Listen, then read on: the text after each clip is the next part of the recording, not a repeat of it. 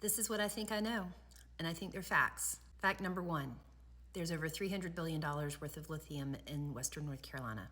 There's a mining company that's been trying to restart mining operations since 2021, and they've been embroiled with community protests to not begin mining. Spruce pine provides the quartz for 90% of the semiconductors made in the world. It is the purest form of quartz that exists. Hurricanes lose steam over land. You can't get a death certificate without a recovered body.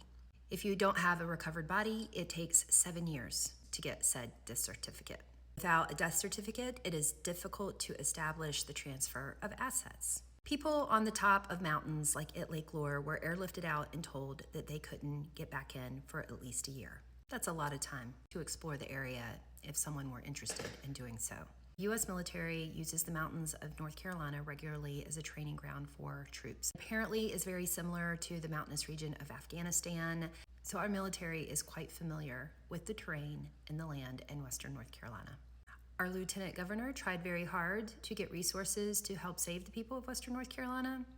Our governor wasn't to be found for 3 days into the disaster. And then there's this. This woman from Kentucky had a warning for the people of Western North Carolina. I'm from Cadiz, Kentucky. And they're on the tip where the water is, and this hurricane situation going on just brings the memories of the stories my grandparents told me about Golden Pond, Kentucky.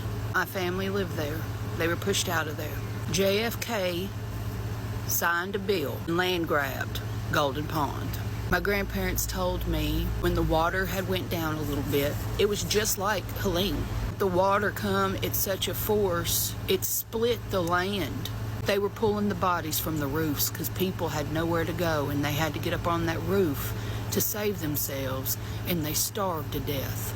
I'm gonna go off what my grandparents told me happened before I go off what the damn internet tells me. My mama still got the book. They made a book, a history of Golden Pond, and my mama still got it. She takes real good care of it. She treats that thing almost like the Bible. I was raised on top of Siloam Hill my whole life. My family still owns it. I never thought there could be somewhere as pretty until this happened. And watching them mules and them horses walking through them trees. I even messaged my mom. I said, Mom, I never thought there'd be anywhere pretty as where we're from until I saw them mules walking through them hills. And to think that these some bitches wanted their land and just drowned them out. And y'all think that hurricane came in and did all that. The dam broke. That's what happened. And a wall of water and trees come and took them out. That wall, that big wall of water and debris was because the dam broke. But y'all ain't gonna tell me that if y'all go look at that dam and investigate, y'all won't see stuff left behind because of somebody tampering with it. Y'all need to be down there investigating. Y'all need to get on your four-wheelers and your horses. You need to go to that dam and you need to investigate it now. Because the second them some bitches get down there and they're able to remove shit, you'll never have the proof. Y'all need to load up and go help the people who are still at home. Because the second the government gets through them trees, they're going to be taking people's property. And people are going to need help. They're going to need help fighting for their land.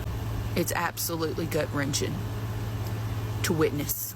The dams of North Carolina, according to an official report, were in need of much repair and maintenance, but I couldn't find anything specifically about this until a couple days ago.